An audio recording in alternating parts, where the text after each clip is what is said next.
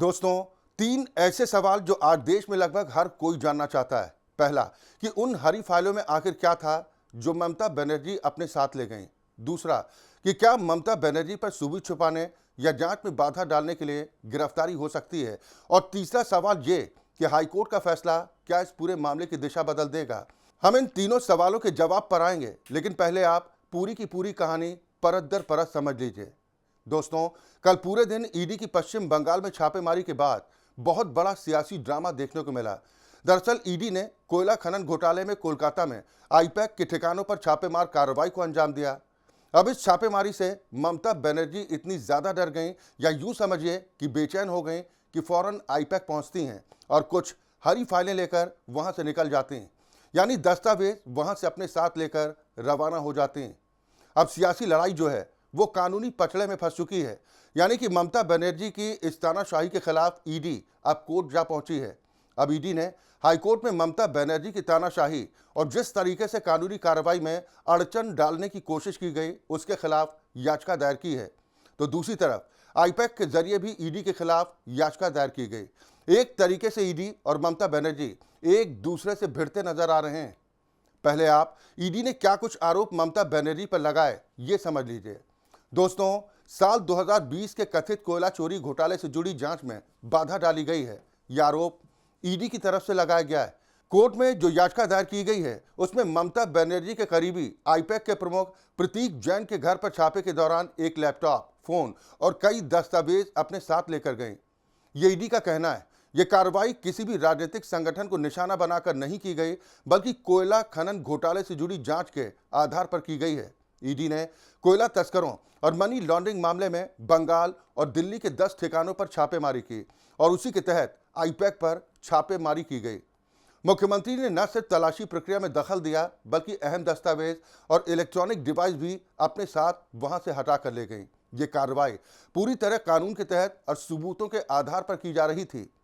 ED का यह आरोप कोर्ट में है और जांच का दायरा 2020 में हुए कथित हवाला लेन देन से जुड़ा हुआ है। इसलिए प्रतीक जैन के ठिकानों पर छापेमारी की गई, जिसका संबंध कोयला तस्करी और उससे अर्जित धन से बताया जा रहा है। दोस्तों, ईडी ने कलकत्ता हाईकोर्ट में याचिका में स्पष्ट कहा है कि कोयला घोटाले से जुड़े 20 करोड़ रुपए हवाला के जरिए आईपैक तक पहुंचे थे और यह धन टीएमसी की गोवा चुनाव कैंपेन में इस्तेमाल हुआ था। साथ ही ईडी ने सीबीआई जांच की मांग की है ममता बनर्जी, सीनियर पुलिस अधिकारियों और अन्यों के खिलाफ, क्योंकि उन्होंने रेड के दौरान हस्तक्षेप किया और सबूत हटाए।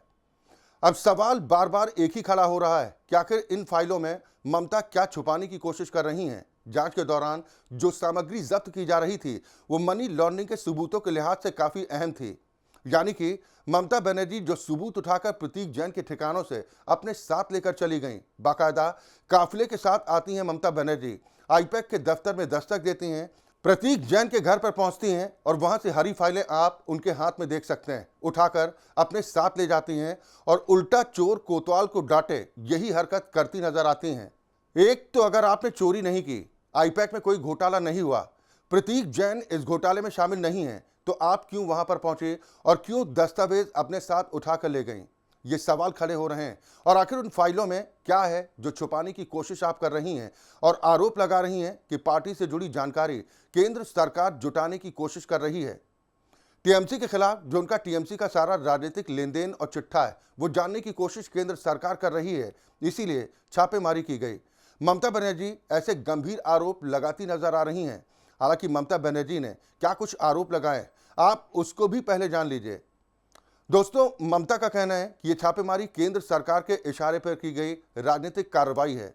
सीधा सीधा इस कार्रवाई को वो केंद्र सरकार के द्वारा करवाई गई कार्रवाई बता रही हैं, जिसका मकसद चुनाव से पहले टीएमसी से जुड़े संवेदनशील दस्तावेजों को हासिल करना था, जबकि इस कार्रवाई का मकसद खनन से जुड़ी हेराफेरी को जानना था।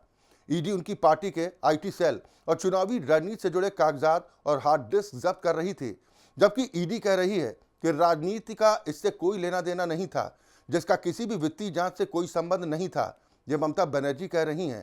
जो फाइलें वो लेकर गईं उसमें पार्टी की जानकारी थी, पार्टी की रणनीति थी। वो ऐसे दस्तावेजों को बचाने के लिए वहां पर गई थी, लेकिन ईडी उन दस्तावेजों को जब्त कर रही थी, इसलिए ममता बनर्जी वहां पर पहुंची, उन दस्तावेजों को अपने साथ लेकर गईं। अब सवाल तो तमाम खड़े हो जाते हैं। अगर आपकी पार्टी की जानकारी ऐसी थी तो आप एक अधिकारी को या किसी को दिखाकर ले जा सकती थी, लेकिन अचानक आप काफिले के साथ वहां पर पहुंचती हैं। ईडी अधिकारियों को तानाशाही दिखाती हैं, फाइलें वहां से, हार्ड डिस्क वहां से, तमाम सबूत वहां से जब्त कर अपने साथ गाड़ी में रख कर ले जाती हैं। इसका मतलब है कि मामले में कोई खोट तो जरूर है, लेकिन आगे भी कहानी बढ़ती है। आईपैक ने भी कलकत्ता हाईकोर्ट में काउंटर याचिका दाखिल की है, जिसमें रेड की वैधता पर सवाल उठाया गया है। साथ ही प्रतीक जैन की फैमिली ने कोलकाता पुलिस में ईडी के खिलाफ एफआईआर भी दर्ज कराई, जिसमें चोरी का आरोप लगाया गया। चलिए, ये मामला क्या है, ये भी विस्तार से जान लीजिए। क्यों इस मामले को लेकर इतना उबाल मचा हुआ है, कब से इसकी शुरुआत हुई, यह आपको विस्तार से बताते हैं। दोस्तों, ये छापेमारी राजनीतिक सलाहकार फर्म आईपैक और उसके निदेशक प्रतीक जैन के ठिकानों पर हुई। वो राजनीतिक सलाहकार हैं। आईपैक की छापेमारी कोयला तस्करी सिंडिकेट से जुड़े मनी लॉन्ड्रिंग मामले के तहत की गई थी। बाकायदा ईडी पूरे सबूत लेकर वहां पर पहुंची थी। आरोप है कि कोयला तस्करी के अवैध धन को हवाला ऑपरेटर्स के माध्यम से आईपैक तक पहुंचाया गया और इसी बात की जांच के लिए ईडी कोलकाता पहुंची थी। आईपैक चुनाव प्रबंधन रणनीति बनाने और डिजिटल कैंपेन का काम करती है और इसी के तहत जो कोयला खनन घोटाले का हेरफेर का पैसा है वो आईपैक तक पहुंचा, तो छापी मारे के लिए ईडी वहां पर पहुंची। प्रतीक जैन न केवल आईपैक के निदेशक हैं, बल्कि तृणमूल कांग्रेस की आईटी सेल के प्रमुख भी हैं और इसी वजह से ममता बनर्जी जो हैं, उनकी घबराहट बढ़ रही है कि कहीं प्रतीक जैन के ठिकानों से मिला कोई सबूत उनकी पार्टी और उन पर कोई गाज न गिरा दे, और इसीलिए ममता बनर्जी वहां से सबूत जुटाकर शायद अपने साथ ले गईं। आपने देखा कि जिस वक्त छापेमारी हुई तो ममता बनर्जी भड़कती हुई दिखाई दे रही हैं। अब कहीं जांच की आंच ममता तक तो नहीं पहुंचने वाली, और सवाल ये खड़ा होता है कि जिस तरीके से मामला हाई कोर्ट तक पहुंचा है, क्या ये फाइलें चोरी कर ले जाना, साथ में सारे सबूत इकट्ठे कर अपने साथ ले जाना, इस मामले में ममता की मुश्किलें कोर्ट से बढ़ जाएंगी? क्या ममता बनर्जी इसमें गिरफ्तार हो सकती हैं? सवाल कई हैं। क्या ईडी पर शिकंजा भी कसा जा सकता है जिस तरीके से आरोप लगाए जा रहे हैं? खैर, इस मामले में सीधे तौर पर जो ममता बनर्जी ने कल हरकत की है, उसको लेकर वो खुद ही फंसती दिखाई दे रही हैं। लेकिन आगे क्या हो सकता है, ये कलकत्ता हाईकोर्ट में सुनवाई के बाद ही पता चलेगा, जहां ईडी ने ममता के खिलाफ सीबीआई जांच की मांग की है और आईपैक की याचिका पर भी फैसला आ सकता है। साथ ही ममता बनर्जी ने आज ईडी रेड के खिलाफ कोलकाता में विरोध मार्च का ऐलान किया, जो सियासी तनाव को और भी बढ़ा सकता है। अगर कोर्ट ईडी के पक्ष में जाता है तो ममता पर सबूत हटाने का केस बन सकता है और गिरफ्तारी की संभावना भी बढ़ सकती है, जबकि आईपैक की याचिका से रेड रुक सकती है। चलिए, अब इस मामले की शुरुआत कहां से हुई, क्यों ईडी कोलकाता अचानक पहुंचती है, कहां से कोयला घोटाले की शुरुआत हुई और कहां से ये आईपैक इस मामले में फंसा, विस्तार से ये पूरा मामला आपको बता देते हैं। दोस्तों, दरअसल सीबीआई ने 27 दिसंबर 2020 को ईस्टर्न कोल फील्ड्स लिमिटेड यानी कि ईसीएल की खदानों में बड़े पैमाने पर कोयले की चोरी और तस्करी के आरोपों में केस दर्ज किया था। यह जांच ईसीएल के उन लीज होल्ड इलाकों जैसे आसनसोल, बांकुड़ा और पुरुलिया पर आधारित थी, जहां से अवैध खनन कर कोयला फैक्ट्रियों तक बेचा जा रहा था। सीबीआई की एफआईआर के आधार पर ईडी ने मनी लॉन्ड्रिंग यानी कि रुपयों के अवैध लेन देन की जांच के लिए मामला दर्ज किया। ईडी का आरोप है कि यह केवल कोयले की चोरी नहीं, बल्कि हजारों करोड़ रुपए का एक सुसंगठित सिंडिकेट था। आरोप है कि सिंडिकेट ने सरकारी कोयले को अवैध तरीके से निकालकर खुले बाजार में बेचा और इससे हजारों करोड़ रुपए कमाए। ईडी का आरोप है कि इस अवैध पैसे को हवाला के जरिए सफेद किया गया। ताजा छापेमारी में ईडी ने आरोप लगाया कि इस तस्करी का पैसा आईपैक तक भी पहुंचा। जांच एजेंसियों का मानना है कि इस तस्करी को प्रभावशाली राजनेताओं और पुलिस अधिकारियों का संरक्षण प्राप्त था, जिसके बदले में उन्हें प्रोटेक्शन मनी दी जाती थी। आरोप है कि लाला ही खदानों से कोयला निकलवाने और उसे बेचने का नेटवर्क चलाता था। अब ऐसे में इस मामले को लेकर टीएमसी के जो अभिषेक बनर्जी हैं, ईडी कई बार उनसे पूछताछ भी कर चुकी है। आरोप है कि वो इस घोटाले के वित्तीय लाभार्थियों में से एक हैं।